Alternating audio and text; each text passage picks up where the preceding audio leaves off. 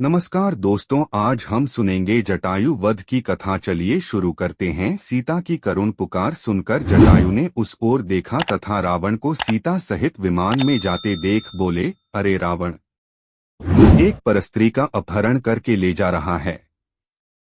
अरे लंकेश, यह महाप्रतापी श्री रामचंद्र जी की भार्या है। एक राजा होकर तू ऐसा निंदनीय कर्म कैसे कर रहा है? राजा का धर्म तो परस्त्री की रक्षा करना है। तू काम के वशीभूत होकर अपना विवेक खो बैठा है। छोड़ दे राम की पत्नी को। हे रावण, मेरे समक्ष तू सीता को नहीं ले जा सकता। प्राण रहते तक मैं सीता की रक्षा करूंगा। ठहर, मैं अभी आता हूं तुझसे युद्ध करने। जटायु के इन कठोर अपमानजनक शब्दों को सुनकर रावण उसकी ओर झपटा जो सीता को मुक्त कराने के लिए विमान की ओर तेजी से बढ़ रहा था। विशालाकार दो पर्वतों की भांति वे एक दूसरे से टकराए। क्रुद्ध जटायु ने अपने पराक्रम से 2 बार रावण के धनुष को तोड़ डाला, उसके रथ को तहस-नहस कर डाला और रावण के सारथी का वध कर डाला।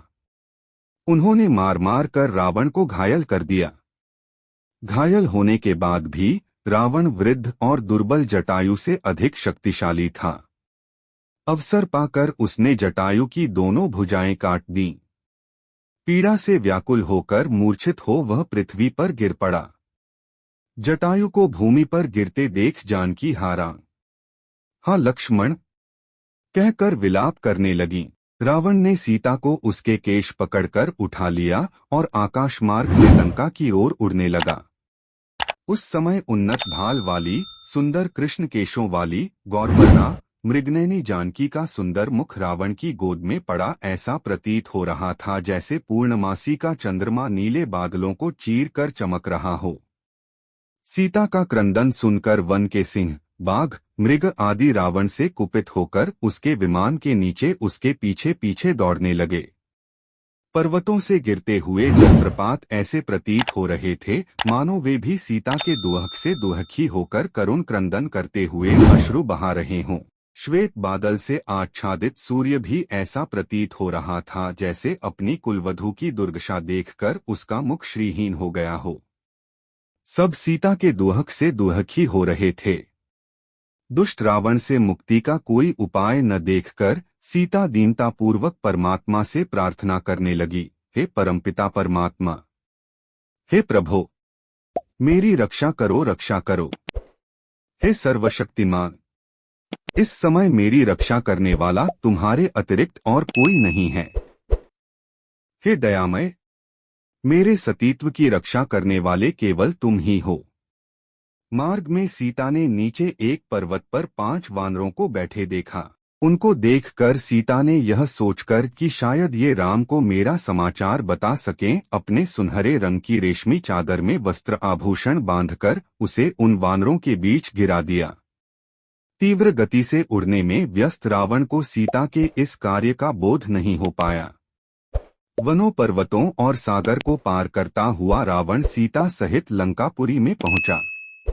वहां उसने सीता को मय दानव द्वारा निर्मित सुंदर महल में रखा और क्रूर राक्षसियों को बुलाकर आज्ञा दी, मेरी आज्ञा के बिना कोई भी इस स्त्री से मिलने न पावे। यह जो भी वस्त्र, आभूषण, खाद्य पदार्थ मांगे वह तत्काल इसे दिया जाए। इसे किसी भी प्रकार का कष्ट नहीं होना चाहिए और न कोई इसका तिरस्कार करे। अवज्ञा करने वालों को दंड मिलेगा। इस प्रकार राक्षसनियों को आदेश देकर अपने महल में पहुंचा। वहां उसने अपने 8 शूरवीर सेनापतियों को बुलाकर आज्ञा दी, तुम लोग जाकर दंडक वन में रहो। हमारे जनस्थान को राम लक्ष्मण नामक 2 तपस्वियों ने उजाड़ दिया है। तुम वहां रहकर उनकी गतिविधियों पर दृष्टि रखो और उनकी सूचना मुझे यथाशीघ्र देते रहो। अवसर पाकर उन दोनों की हत्या कर डालो।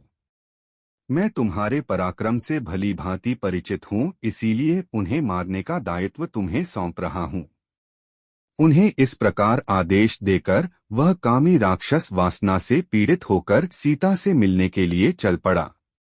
मेरी वीडियो सबसे पहले देखने के लिए सब्सक्राइब बटन को दबाएं और साइड के बेल आइकन को ऑन कर लें सबसे पहले सारी वीडियो देखने के लिए।